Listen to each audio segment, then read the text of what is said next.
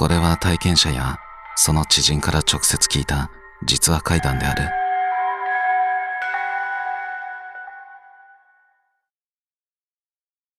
幽霊が出るアニメ会社。体験者 F さん、50代女性。30代の頃、私はアニメの制作会社で経理の仕事をしていました。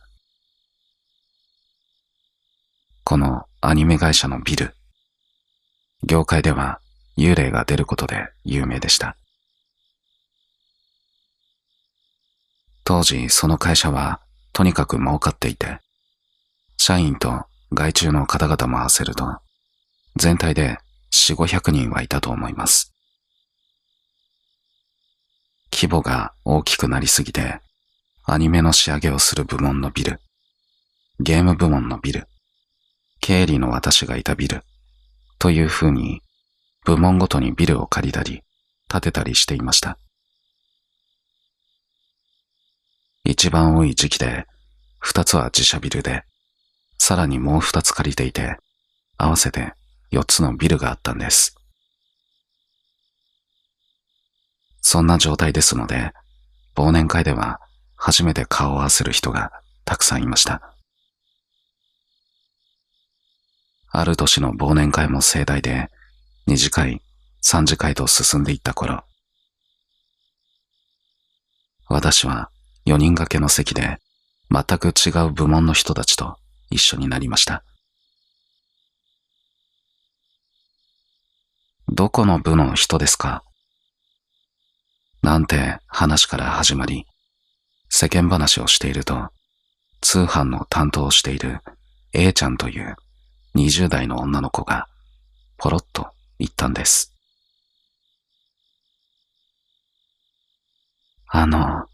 仕上げ部屋ってお化け出ませんか？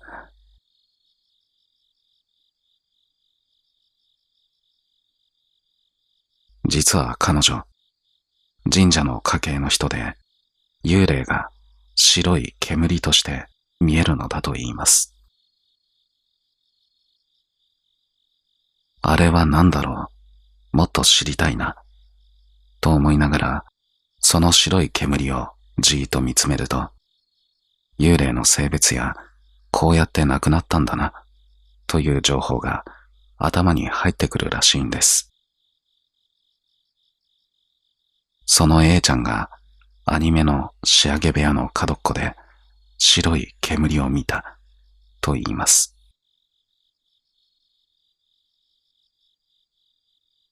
いますよね。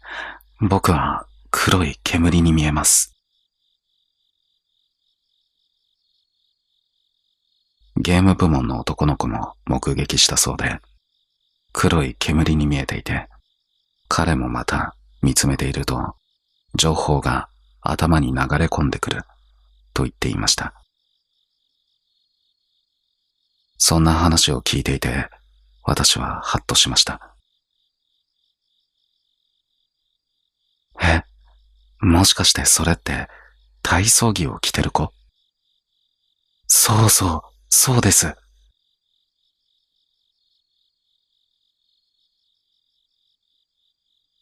なぜ私にそれが分かったのか。私もその子を見ていたんです。アニメ会社って夜行性の人がすごく多いんですね。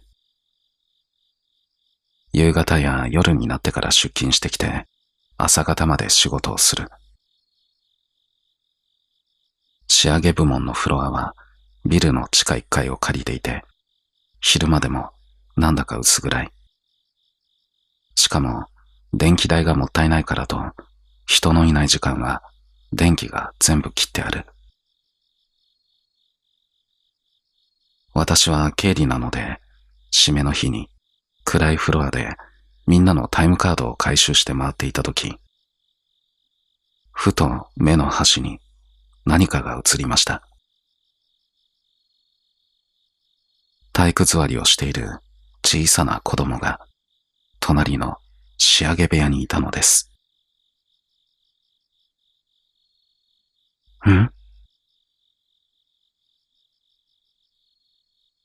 横目で見えただけだったので、視線をまっすぐそっちに向けたんですが、今度は誰もいない。あれ？でも、絶対いたよな。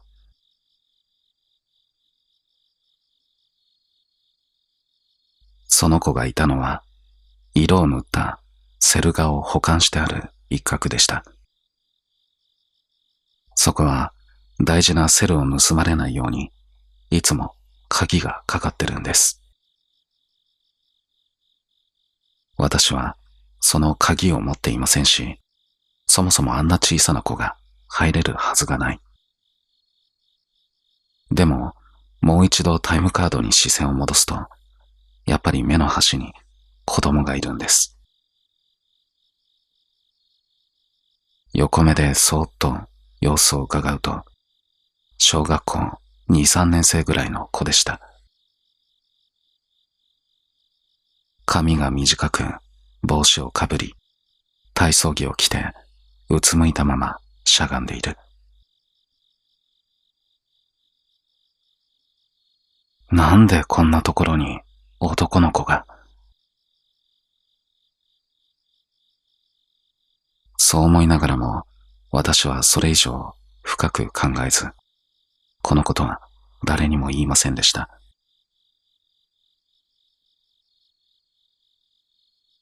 忘年会の席でこの話になったことで、初めて打ち明けられたんです。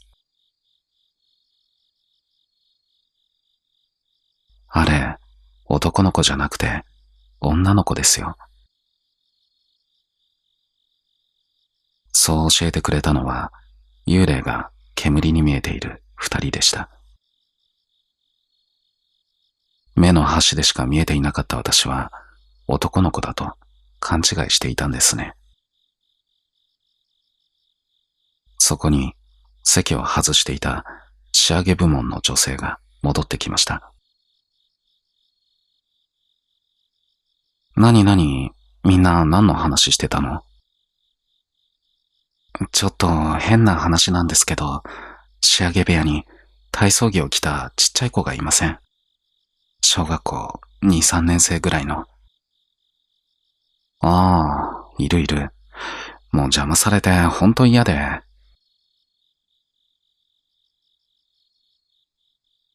仕上げの仕事というのは、昔はデジタルじゃなくて、机に向かって透明なプラスチックのシート、いわゆるセルというものに、一色ずつ色を塗っていって、一枚一枚アニメの絵を完成させていました。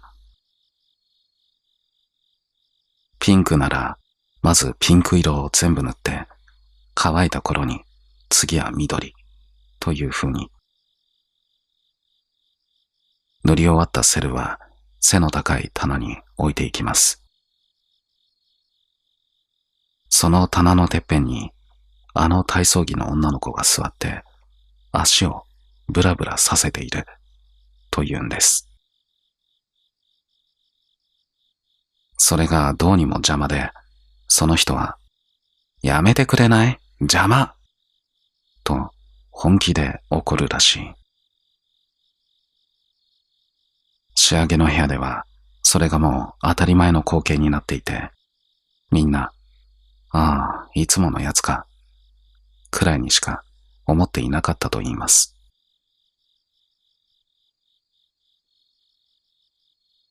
同じ幽霊を4人が見ていた。それなのに、見え方は人によってまるで違ったんです。A ちゃんは白い煙に見え、ゲーム部門の男の子は黒い煙に見える。二人ははっきり見えない代わりに、じーっと見つめれば性別なんかもわかる。私はというと、目の端でなら、生きてる人間と見分けがつかないくらいリアルに見える。だけど、それ以上のことは何もわからない。そして、正面からはっきりと姿が見えて、会話までできてしまう人もいる。私は幽霊の見え方が違うことに驚き、面白いなと思いました。ただ、今お話ししたのは、4つあるビルのうちの1つで起きた出来事です。幽霊が出るのは、このビルだけではありませんでした。経理部門が入っていたビルにも出たのです。ある日、私は打ち合わせ用のブースで同僚と4人でお昼ご飯を食べていました。その中に、幽霊が白い煙として見える A ちゃんもいました。ブースの横には廊下があって、突き当たりには経理の部屋と社長室しかありません。ご飯を食べていたら、その廊下を女の人が通っていったんです。白いズボンに緑の T シャツを着た茶髪の綺麗なお姉さんでした。ああ、大変。社長室へのお客様かな。私はその頃、お客様へのお茶出しも担当していたので、食べている途中でしたが、焦って給湯室に向かいました。でも、お茶を何人分入れればいいんだろう。そう思って社長室を覗きに行くと、社長はいませんでした。あの女の人もいません。あれ？首をかしげながらブースに戻ると、A ちゃんがニヤニヤしています。見ました。あれって、そうだったの？そうですよ。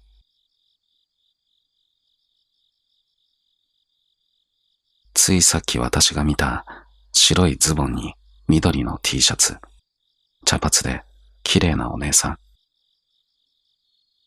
A ちゃんにはただの白い煙にしか見えていなかったので、最初から人間ではないと分かっていたそうです。私には見分けがつきませんでした。生きている人にしか見えないんです。このビルは4階建てだったんですが、後からいろいろ聞くと、あのお姉さんはどの階にも出るらしいんです。下の階から上の階まで、同じ廊下の同じ位置に。最近、ある怪談師の方が、幽霊は縦移動するものだ、と言ってるのを聞きました。例えば、事故物件が102号室だったら、みんな隣の部屋に入るのを嫌がるんだけど、問題は202とか302号室だと。その話を聞いて、やっぱりそうなんだと思いました。そして、同じ通り沿いにあったもう一つのビル。借りていたビルなんですが、ここが一番ひどかった。出るのは女子トイレとその前の廊下。こちらは体操着のことも緑のお姉さんとも違う。めちゃくちゃ怖い女の人だったそうです。個室の上から覗いていたり、手を洗っていると鏡に映ることもあったといいます。一人や二人なんかではなく、大勢が見ていました。怖くて仕事にならない。夜残って仕事ができない。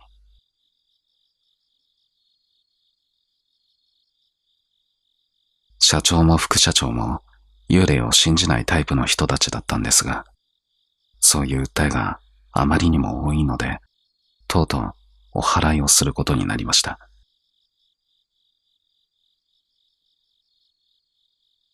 お祓い当日、来てくれた神主さんは見える人で、社員たちが見ていたものを言い当てたそうです。でも、お祓いが終わった後、彼が言いました。すみません。力が及ばず、払えませんでした。このビルは、もう借りるのをやめた方がいいと思います。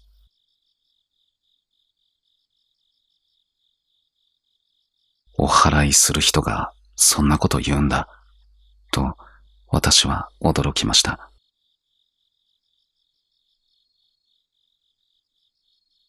最初にお話ししたように、会社には最盛期で4つのビルがありました。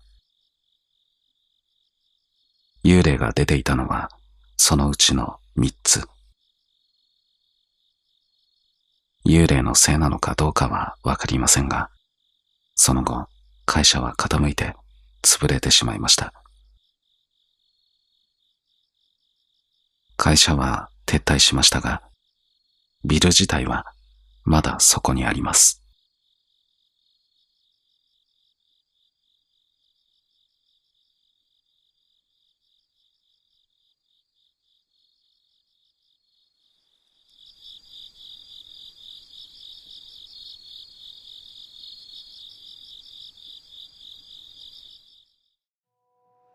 皆さんから聞いた怪談が一冊のホラー漫画になりました。誰にでも起こり得る実話怪談の世界をお楽しみください。そして、あなたの怪談が本や朗読動画になるかもしれないイベントを全国各地で開催中。10人以下で怪談を語り合う楽しい会で、参加費は無料です。参加者には特製キーホルダーとサイン入り名刺をプレゼントしています。8月は鹿児島、9月は東京でやります。概要欄の応募フォームから申し込んでください。ヤギ島。体験者 M さん、40代女性。皆さんはヤギ島を知っていますでしょうか？住宅の家にお祈りをする儀式の祈祷と書いてヤギ塔。これは神主さんに自分の家まで来てもらい、家全体をお祈りして鎮めてもらう儀式で、私が小さい頃から実家ではずっとやってもらっていました。私も子供の頃は意味がわからず、このヤギ塔をてっきり動物のヤギのことだと思っていました。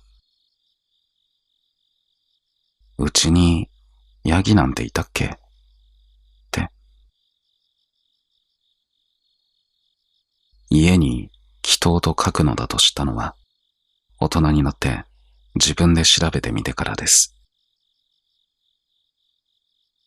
四国出身の私からすると一般的な文化だと思っていたんですが、人に話しても、何それと聞かれることも多いので、もしかしたらうちが特別だったのかもしれません。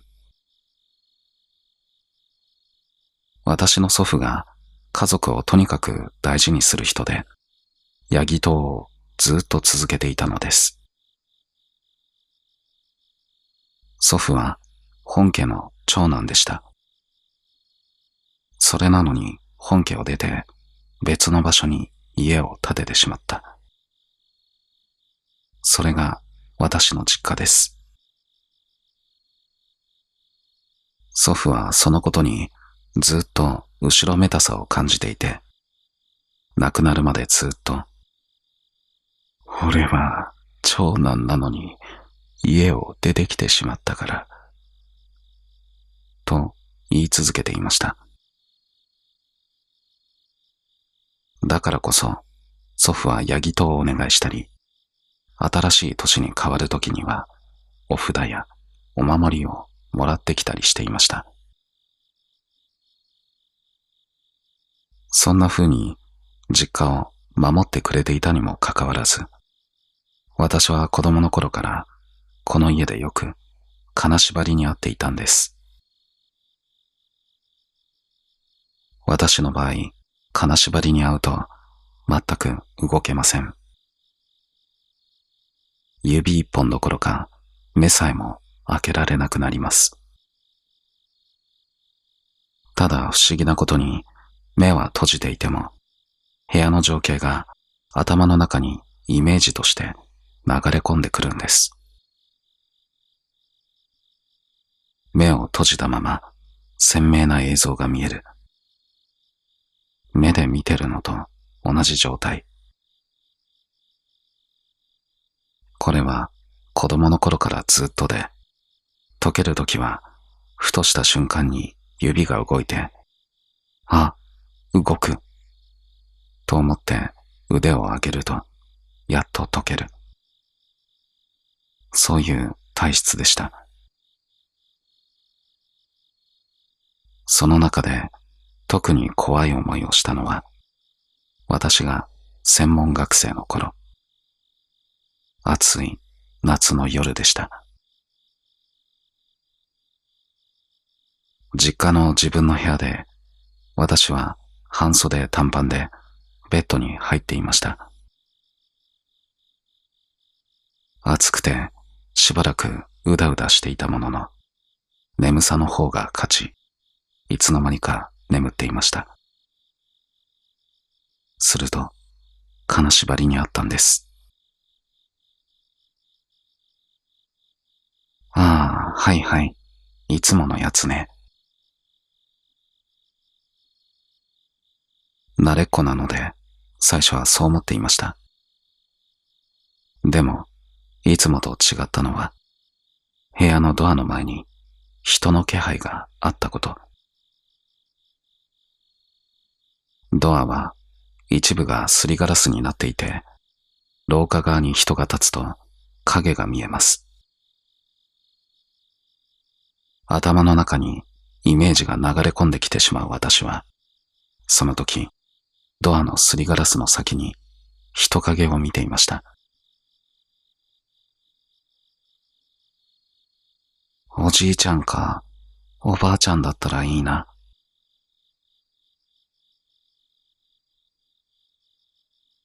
たまに祖父母が、寝てると言って、私の様子を見に来ることがありました。だから今回もそうであってほしい。金縛りはもう嫌だ。そう思いながら横になっていると、ドアがキーと音を立ててゆっくり開きました。私の願いとは裏腹に入ってきたのは髪の長い女でした。は、来た。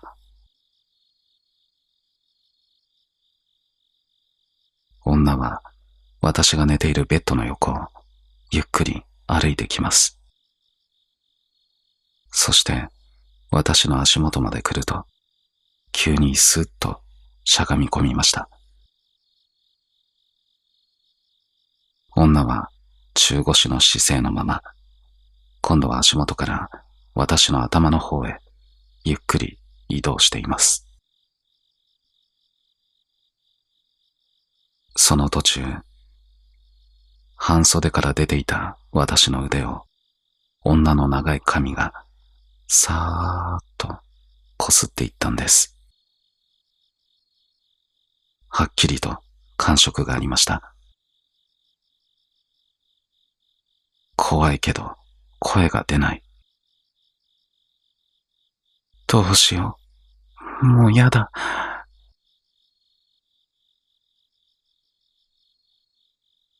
女の顔が私の顔のすぐ横で止まり、そのままじーっとこちらを見ています。血の気の引いた青白い顔。今私が目で見ているなら、まぶたを閉じれば見えなくなります。でも頭の中に情景が流れ込んできてるので、嫌でも見えてしまう。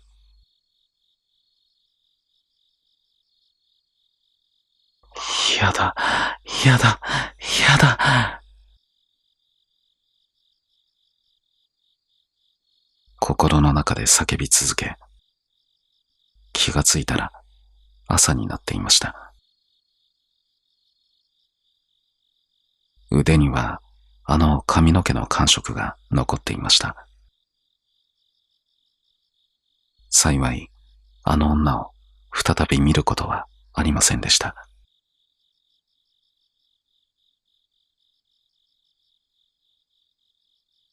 それからしばらくして祖父が亡くなりました。本当なら今度は父が継いでヤギ島を続けなければいけません。でもめんどくさがってうちの父はやりませんでした。すると実家の空気がわかりやすく変わりました。とにかく寒いんです。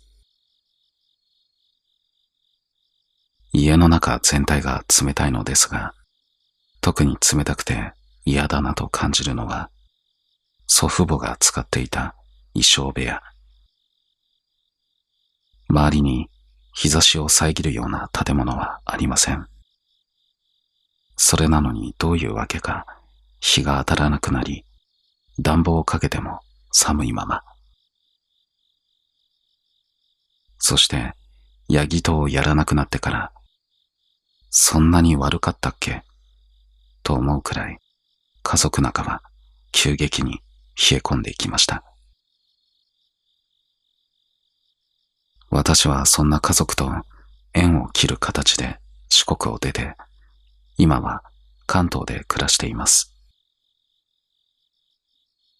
そういえば四国にいた頃の私は、実家だけじゃなく一人暮らしをした家でも、結婚して住んだマンションでも、その後新築で建てた家でも、どこに住んでいても金縛りにあっていました。でも関東に引っ越してきてからは、あの金縛りに一度も会っていません。今思うと、私が住んでいた地域は本当に怖かったのかもな、と思っています。話してみると、当たり障りがない人は多いんです。一見、すごくいい人じゃんって思うんですけど、実はそこにすごい嫉妬が隠れている。例えばこの地域では、家を建てたら必ず誰かが死ぬという話があります。これは羨ましいがつくと言います。新築を建てる、誰だ、ムカつく。そういった憎悪が周りから来るという話です。だから家を建てたら必ず誰かが死ぬ。そんな言い伝えもある地域でしたので、ヤギ島が本当に大切だったのかもしれません。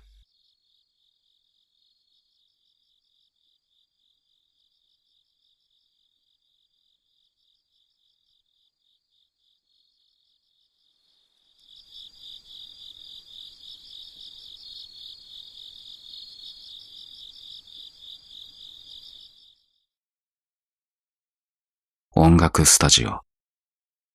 体験者 M さん、50代男性。僕には全く霊感がありません。そんな僕でさえ、今絶対に何かがいた、と感じてしまった場所があります。それは都内にある老舗のレコーディングスタジオ。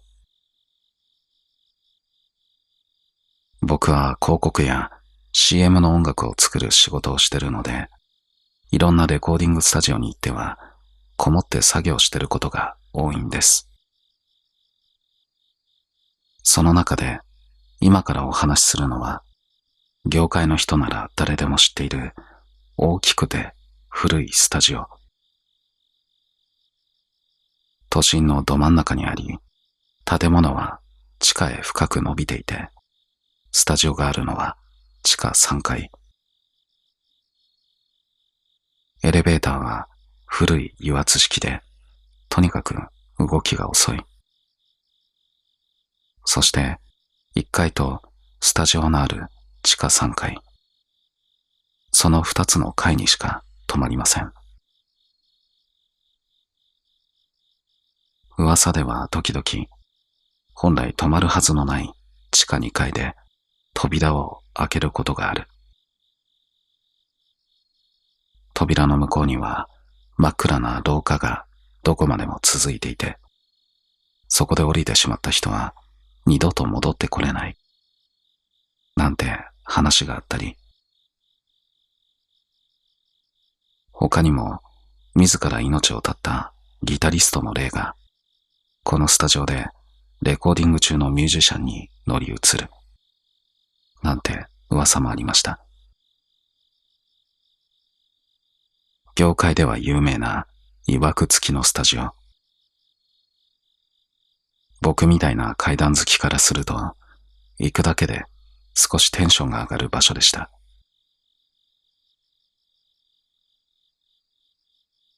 地下3階のフロアにいくつかあるスタジオの中で、僕がよく通されたのが一番奥にある部屋。作業するパソコンとモニターと、もちろんスピーカーはあるんですが、それ以外は歌を撮るためのブースがついてるだけ。本来歌撮りするためだけのスタジオですので、本当に小さいのですが、僕はそこの機材を使って一人で作業していました。ただ、そこで作業していると、どうも左側のボーカルブースが気になって仕方ないんです。誰もいないのはわかってるのに、なんか見ちゃう。別の日に入った時も、ボーカルブースが気になって何度も目がいってしまいました。気持ち悪いな。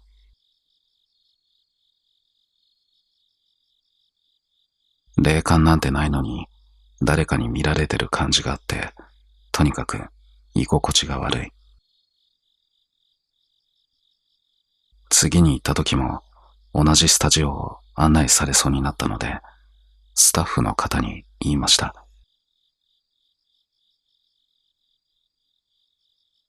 もう一部屋、別のボーカルスタジオがあると思うんですけど、そこは空いてませんか？すみません。そこは今日空いてないんですよ。それを聞いた僕は、誰に聞かせたかったわけでもなく、思わずぼやいてしまいました。またここのスタジオっすか。すると、スタッフの方が急に大きな声を出したんです。見ましたか？え、何がですか？見ましたか？いや、何も見てないですけど、なんかあるんですか？よかった。じゃあ大丈夫です。ちゃんとお祓いしたんで。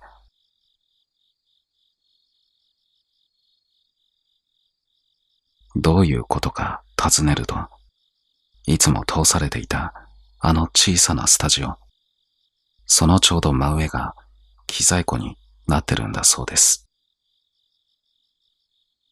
機材庫にはアシスタントたちが夜中でも頻繁に出入りしなければなりません。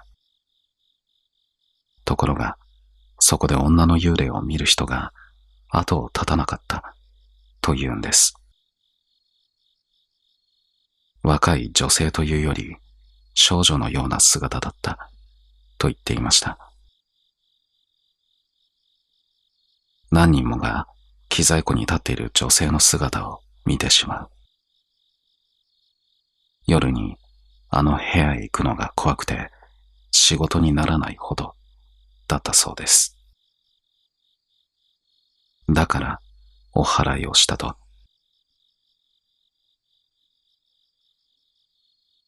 続けてスタッフさんはこう言っていました。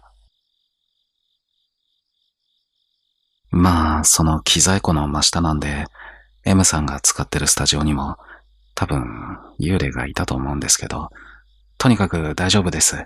お祓いしたんで。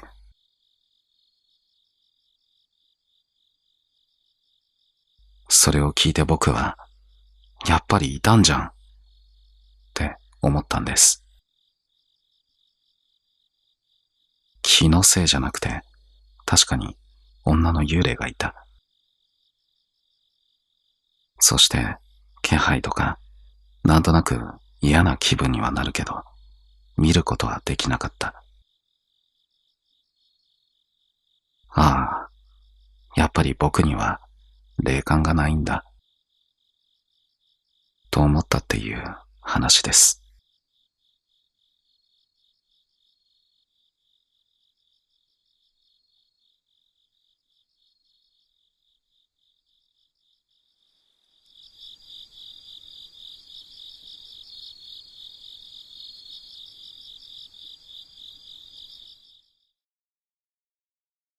引きずる。体験者 K さん、50代女性。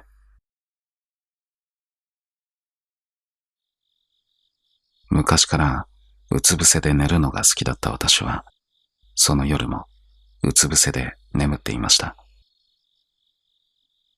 するとなぜか突然目が覚めたんです。え、体が動いてる。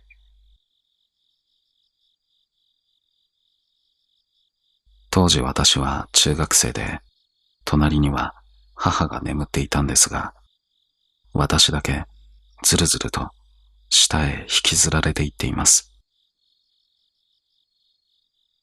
誰かに足をつかまれてる感触がはっきりとある。怖かったのですが、足の方を振り返りました。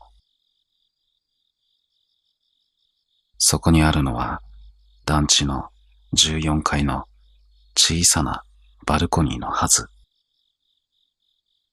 でもそこにあったのはバルコニーではなく、そこだけを塗りつぶしたような暗闇だったんです。それは夜だから暗いとか、そういうレベルのものではありません。私はその異常な暗闇へ引っ張られていたのです。お母さん、お母さん。そう呼んでも母は起きてくれません。必死に耐えました。するとある時、ふっと引っ張る力が止まったんです。恐怖のあまりそのまま寝てしまい、次に目を覚ましたのは朝の7時。母は朝ごはんを作るため、すでに台所に立っていました。あれは夢だったのかと思いましたが、体はガタガタと震えていて、私の足を掴んでいた手の感触はまだ残っていました。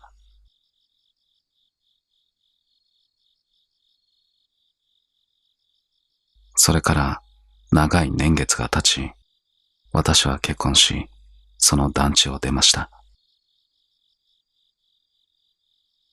ある時、ふと思い立って事故物件を調べられるサイトで、あの団地を検索してみたんです。すると、事故物件だと出てきました。ある時期、あそこで身投げが続いていたんです。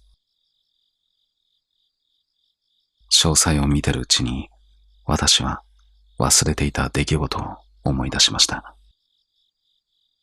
いえ、忘れていたというより、怖すぎて記憶に蓋をしていたのかもしれません。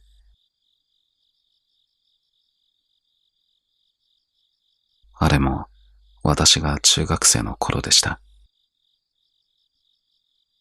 昼間、団地の中にものすごい音が響いたんです。14階までその音が届いてくるくらいの。当時の子供たちは今よりずっとやんちゃでしたので、上の階から物を落とすようないたずらも珍しくありませんでした。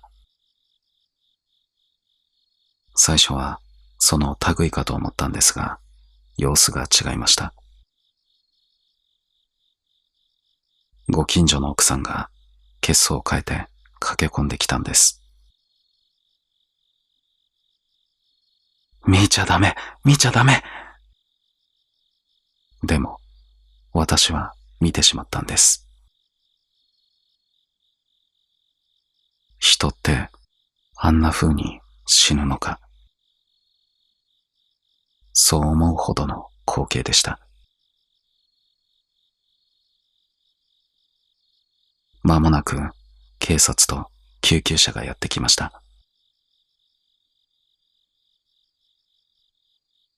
あれから何十年も経ち、私の両親は亡くなって、その部屋をもう引き払っていますが、私がいくつか怖い体験をしたあの団地は、今もそこに立っています。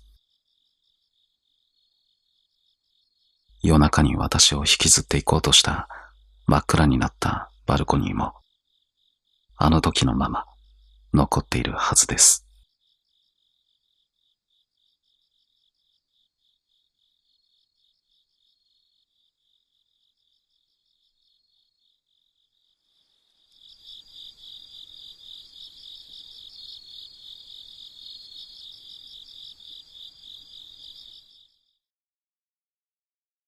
もう一本。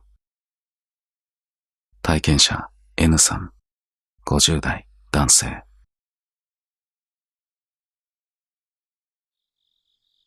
僕が18歳の時、同い年のいとこが亡くなりました。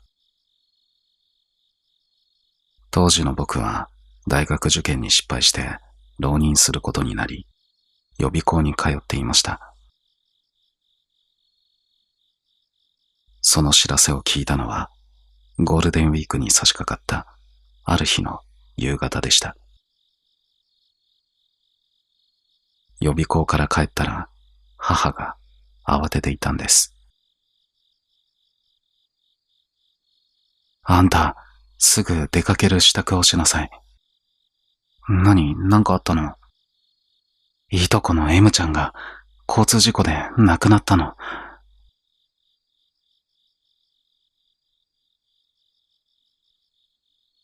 M ちゃんは高校を卒業してバス会社に就職したばかりでした。バスガイドとして社会人生活を始めた矢先に亡くなったんです。彼女の実家があるのは北海道の田舎町でしたが、とにかく行くしかない。僕の父は車で向かっていて、僕は母と弟と3人で列車に飛び乗りました。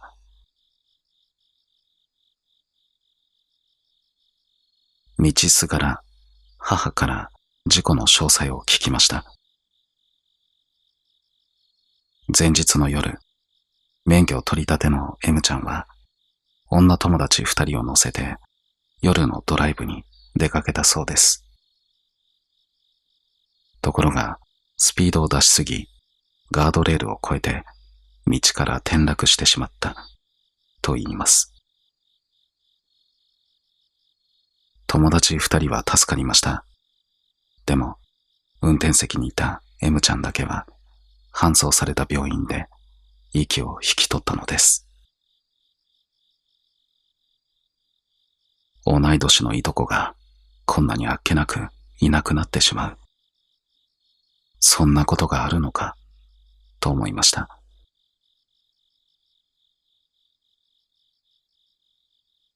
列車に揺られて最寄り駅に着いたのは夜の11時半ごろ。そこから歩いて15分ほどで M ちゃんの家に着きました。とにかくお線香をあげて M ちゃんの顔を見よう。ところが、今はまだ顔は見せられないというのです。損傷があってね。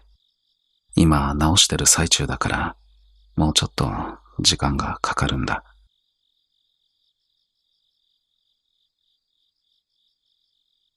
事故のことを思えば、そういうこともあるのか。親戚一同で、ただ待つしかありませんでした。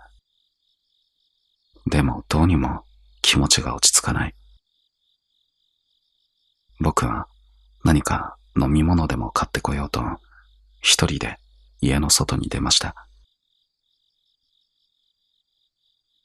当時はコンビニがどこにでもある時代じゃありません。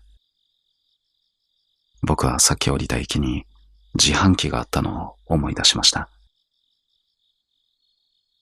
時刻は深夜0時を回るかどうか。国道沿いの道を一人で歩いて行きました。街灯もそこそこついていて、暗い夜道というわけでもありませんが、その時間、道を歩いてるのは僕一人で、誰ともすれ違いませんでした。それなのに、なんとなく後ろから誰かが来てるような気配がするんです。あれ、弟が自分も飲みたくなってついてきたのかな。振り返ったんですが、誰もいません。気のせいか。また歩き出す。でも、1、2分歩くと、やはり気配を感じる。足音がするわけではありません。うまく説明できないのですが、今にも誰かが話しかけてきそうな、そんな感じがする。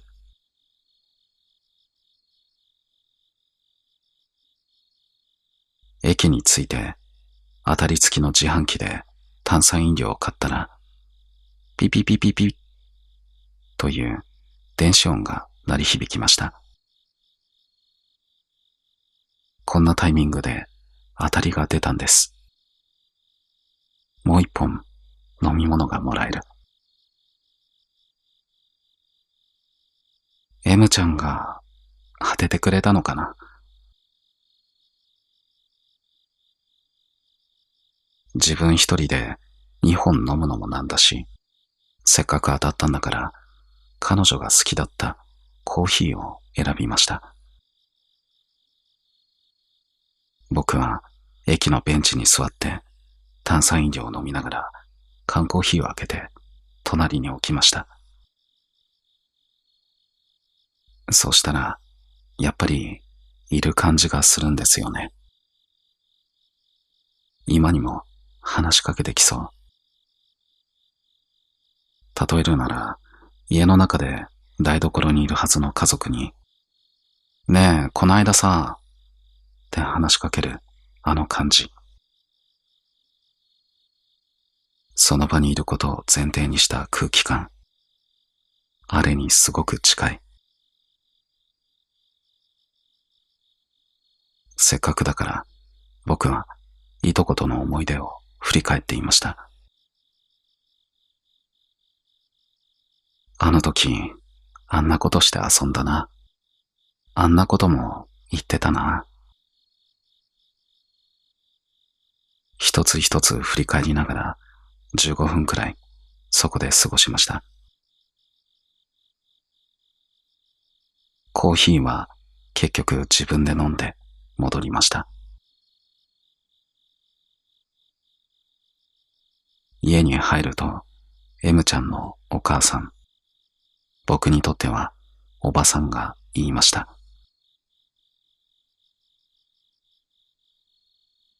よく来てくれたね。事故の時にね、顎の骨が結構激しく砕けちゃってて、それを治すのに時間がかかったんだよ。顔を見てあげてね。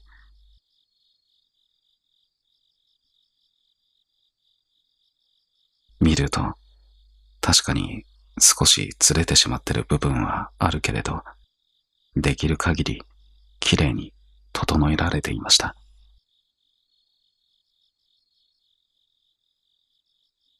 痛かったね。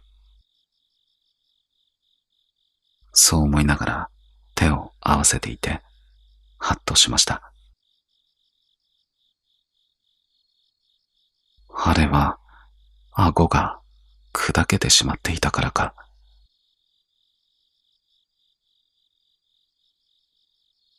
さっき僕のそばに来て今にも話しかけてきそうだったのに、最後まで一言も声をかけてこなかった。あれは話しかけてこなかったんじゃなくて、顎が砕けていて僕に話しかけられなかったんだ。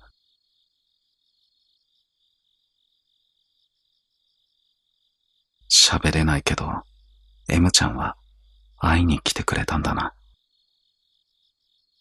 僕はそう感じました。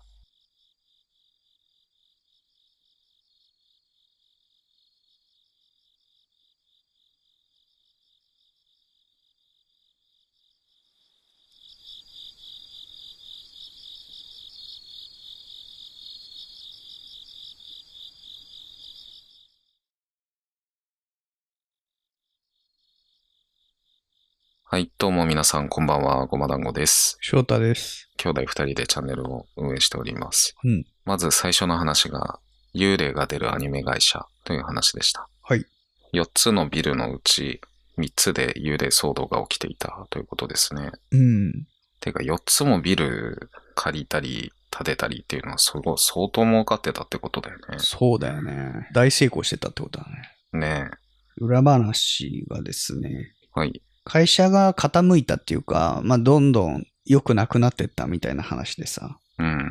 まあ、会社自体めちゃめちゃうまく最初言ってて、業界一絵がうまいアニメ会社として有名だったそうで、うんうん。ここをね、もし辞めても、どこの会社にも行けるっていう風に言われてた。それぐらいいい会社だったけど、社長がだんだんこの収益性の高い方向に舵を切ってって、まあ、原作あり、まあ、漫画原作、小説原作のアニメ作るパターンとさ、原作なし、まあ、アニメ会社がもうそもそも企画して自分たちがお話作ってみたいなパターンあるじゃん。やっぱり原作がないで自分たちで作った方が収益は高いわけよね。社長がどんどんそっちの方向に持ってったらしくて。なるほど。で、どんどん傾いていったと、会社が。うまくいかなかった。まあ、原作ありのアニメの方がまあ成功してるイメージはあるよね。まあ、面白さがちょっと保証されてるっていうか、最初からね。原作の人気ありきでアニメ化してるだろうから。オリジナルで成功ってやっぱ結構難しそうだよな。そうね。そして次の話は、ヤギ島という話でした。はい。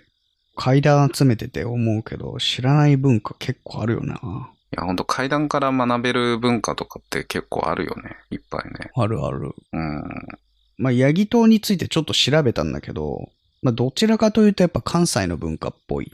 ああ、そうなんだ。うん。で、まあ、数年前、ある調査をしてるところがあって、現在ヤギ島を頼む人も、うん。ヤギ島を取り仕切るその神主も減ってるそうです。うん。だから文化としてどんどん衰退してる文化というか。まあ、やんなくてもいいだろうって思う人とか。うん。確かにね。そうそうそう。やりたいで需要がないからそれは供給も減っていくよねっていう、話だね。うん。うん。で、調べてる範囲の話だからちょっとわかんないんだけど、俺もヤギ島やったことないからさ。うん。昔は丸1日かけてやってたうん。そうで、で、今とかは2時間ほどに短縮されてると。まあ、わかんないけど、2時間でも結構長いなと思っちゃうな。確かにね。結構長いなっていう。うん。そうね。さあ、そして次のお話は音楽スタジオでした。はい。裏話がですね。話してくれた M さん、怖い話が大好きで、うん。一時期行く先々のスタジオで、ここ幽霊出ますかってスタッフの方に聞いて回っていたそうです。で、しかも、まあ、幽霊が出るって噂を聞きつけたら、一人でこっそり電気を消して検証までしてたこともあるって。うん。で、まあ、そんなことを何回かやっても見えなかったと。うん。だから自分には霊感がないんだなって思ったっていう、話につながっていく。ここのスタジオ俺見たけど写真で、本当にそのボーカルブースと、そのタクだけっていう、本当にそれだけの部屋だったよ。狭いっていうか、もう本当それの目的だけだから。そんな環境で気配感じたらね、狭いから怖いなって思うよね。近すぎて距離。そうね。ね。さあ、そして、次の話が引きずるでした。はい。裏話がですね、うん。当時治安の悪かった地域だったそうで、まあこの団地のね、ある棟の12階の部屋で問題が起こって警察が駆けつけたんだって。ある問題が起こってね。で、どういうわけかその警察官が下へ落ちて亡くなった。そういう話もあったそうですよ。なるほど。引っ張られた系なのか。わかんないけど。でも警察官って自分で死のうってならないもんね、多分。まあ、そうね。ね、働いてる最中でね。ちょっと不気味ですね。ね。実際この方も引きずられてるもんね。その窓の方にね。ああ、そうだよね。バルコニーの方にね。そう。だから、この話はなんか、あれですよね。なんか引きずられて、そのまま亡くなっちゃったっていう人もなんかいそうだなって思いましたよね。考えちゃうよね、そうやって。この方自体は、助かりましたけど、その警官の方もひょっとしたらっていうね。ね、引っ張られたのか。さあ、そして次のお話はもう一本でした。はい。まあね、なんか、まあいい話っていうか、なんかね。そう、怖い話ではないよね、これが。まあなんとも言えない気持ちになりましたね。この話してくれた人も怖い話としては話してなかったもんね。まあでもこういうお話もなんか、幽霊って本当にいるんだなってなんか思いますよね。ね、そう感じさせてくれる話というか。顎が壊れたというかね。で喋れなかったっていう。それも後でわかるっていうね。ああ、そうね。その最初分かってなかったんだもんね。駆けつけた時は。損傷してるっていうことしか知らずね。まあ、その瞬間ちょっと怖いなって思っちゃいそうですけど。まあでもいとことかだったらちょっとやっぱ違うのかな。まあ、そうね。親族だったら、ね、まあ、怖いとかではないのかな。さあ、ということで本日の心霊は以上でございます。はい。メンバーシップやっております。メンバーシップに登録していただくと、この、本編の動画には入りきらなかった2人の会話がいっぱい詰まった動画がアップされております。はい。いろんな話をしております。さあ、そして、視聴者様に怪談を聞く会も、やっております。8月は鹿児島、そして9月は東京してやります。はい。詳細は動画の概要欄に記載してありますので、そちらの応募フォームからぜひ、ご応募いただければなと思います。はい。ではまた次の心霊でお会いいたしましょう。ごま団子と翔太。でした。おやすみなさい。